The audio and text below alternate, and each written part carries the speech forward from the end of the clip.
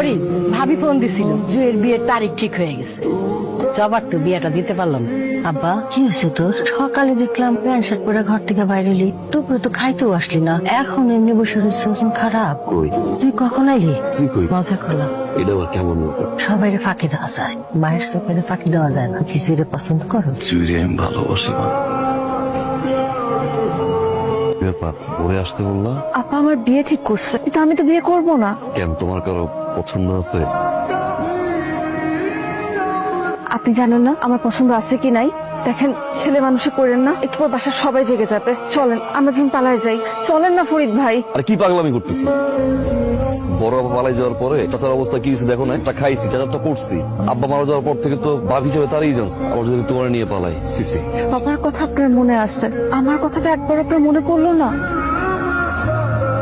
আপনার বুঝতেছেন ওই বাড়িতে বিয়ে হইলে আমি তো কখনো সুখী হতে পারবো না। জি বাড়িতে যাবা? ঠিক আছে, আমি চলে যাইতেছি। তার আগে আমার একটা প্রশ্ন উত্তর দেওয়া যাবেন? আপনি কি আমাকে ভালোবাসেন?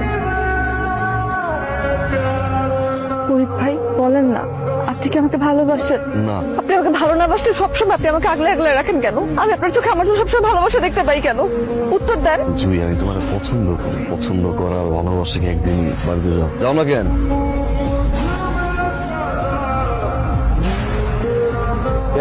রাত তো অনেক হলো ভাই, আমার মনে হয় অনুমতি দিলে আমরা এখন যেতে পারি। জি ভাই।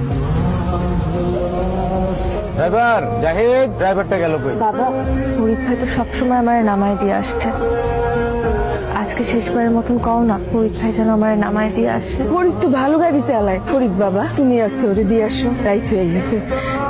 বাড়ির একজন সঙ্গে থাকা ভালো, তুমি যাও সাথে। ঠিক আছে বাবা, নাও গাড়ির চাবি নাও, চলো আমাদের বাড়ি। উঠো মা, উঠো।